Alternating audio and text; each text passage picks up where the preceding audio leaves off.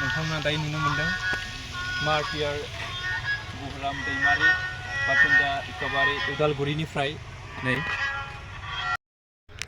लोगोफोर नै बेयाव नुनो मोनगोन नोंथांमोना गोबां बर' सुबुंफोरनि जिउ दान होलांनायाव बर' हारिया बेसिम सफैनो हादों। नोंथांमोनखौ आरोबाव बेखौ खावलायनो लुबैयो बिथांमोनखौ जों अरायबो गोसोखांनांगोन आरो जोंहा मोनसे मोजां बाथ्राया जाहैबाय जोंहा गाबोन 10 फेब्रुवारि जाय सानाव बर'फोरा 𝗕cie खौ मोननो हादोंमोन। बेखायनो बे बर'फोरा दायो 𝗕cie गोरोबथा सान फालिनो थाखाय बे क'क्राझारनि बड'लेण्ड मार्टियार्सआव थाग थियारि खालामदों। नोंथांमोना नायलांबाय थादो।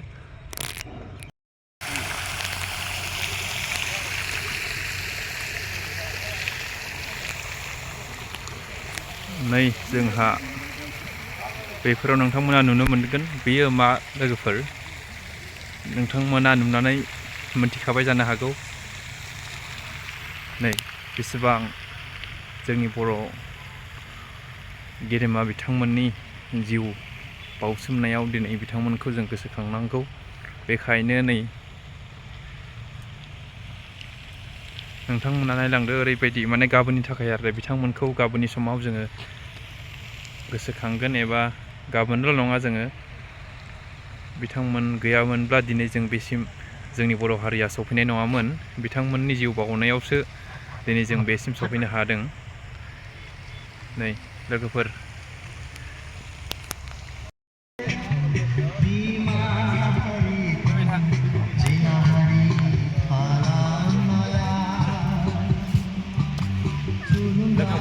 जोंहा गाबोन 2003 मायथाइनि 10 फेब्रुवारियाव 𝗕cie गोरोबथा जोंहा सान फालिदों आरो जोंहा मोनदोंमोन जायखौ जों 𝗕cie एकर्ड।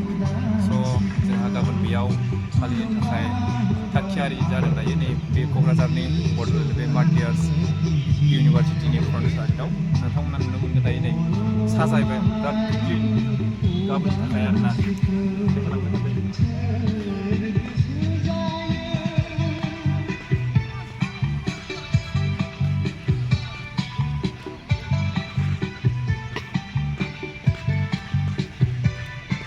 लोगोफोर नोंसोरबो फैदो गाबोन मिथिबायना नै बियो मार्टियार्सआव क'क्राझार प्लिज।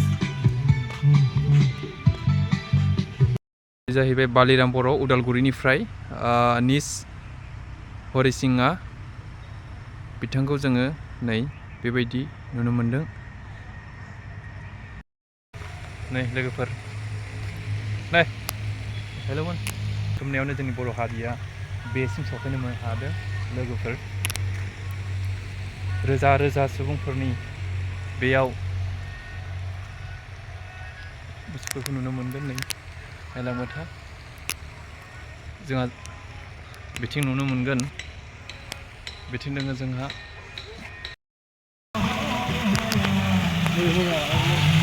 लोगोफोर गाबोन जोंहा 𝗕cie गोरोबथा सानखौ फालिगोन नैया जोंहा क'क्राझारनि बड'लेण्ड मार्टियार्सआव।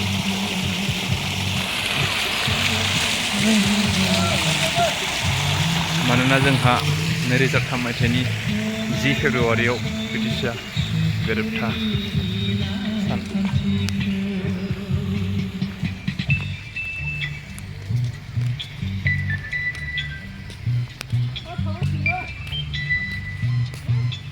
आंखौ लादो आंखौ लाना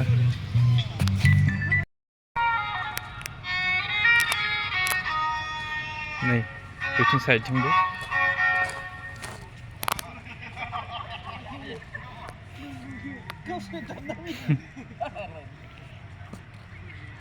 लोगोफोर नै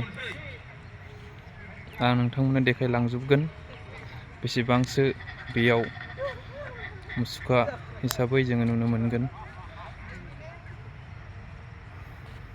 आं दायो बेखौ नायगोन नै मार्टियार मासुम उजिर कारन्जियान सनापुर गहपुर सनितपुरनिफ्राय बेयाव नुनो मोनगोन नै गहपुरनिफ्राय दै बहुतआनो गहपुर कार्बि आंलंबो दं नै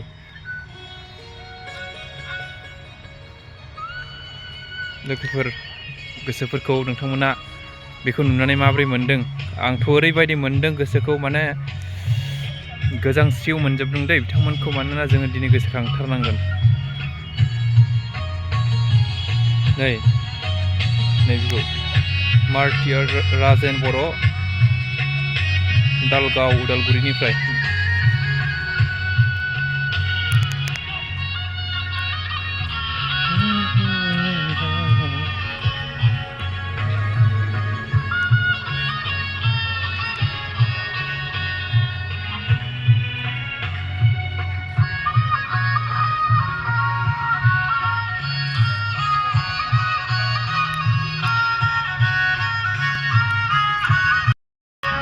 बिसोरखौ नुनो मोन्दों नोंथांमोना नायदो जोंनि बर' जोहोलावफोरा बिथांमोनखौ जों बुंनो हायो बिथांमोनानो जोंनि बर'नि जोहोलावमोन।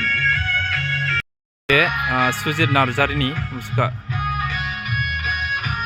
नै लोगोफोर मोजां नायनानै ला सुजित नार्जारि बाटिपारा क'क्राझार।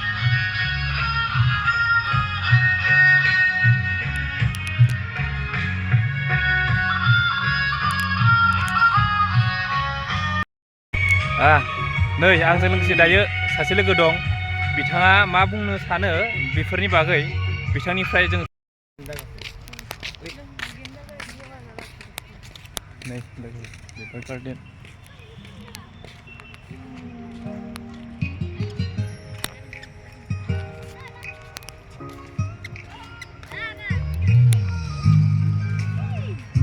नायलांबाय था दै लोगोफोर आंखौबो नायलांबाय थादो ना मा होनो नै सिमेन्ट्रि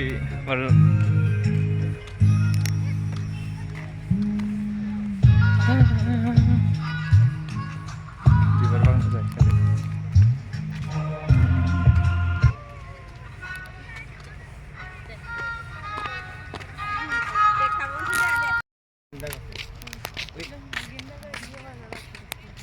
नै बेफोर गार्डेन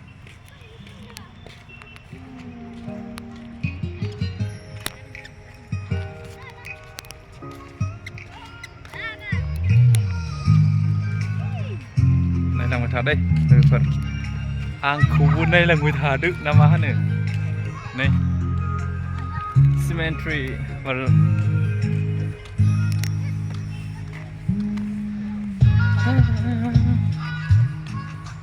बिबार बागान जाहैखादो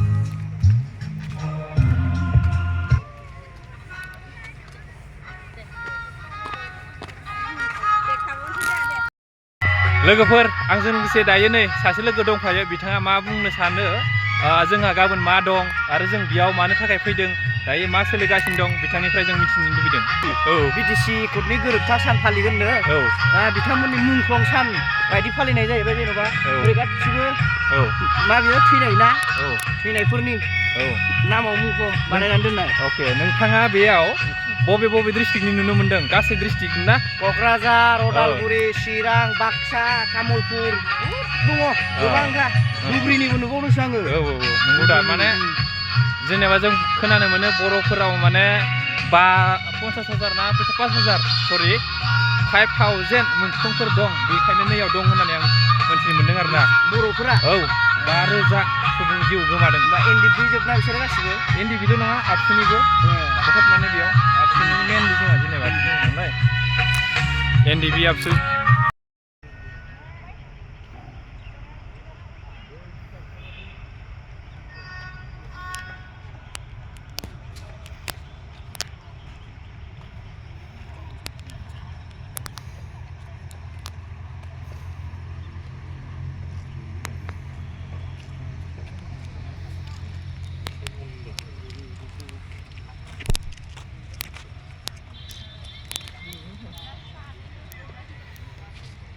नोंथांमोना नायलांबाय थादो जोबजासिम भिडिअखौ स्किप खालामाजासे लोगोफोर दै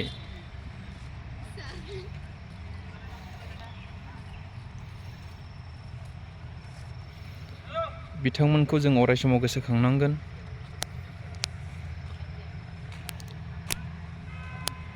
बिथांमोननि मुङैनो जोङो दिनै बिबार बारनैसो बावगोन।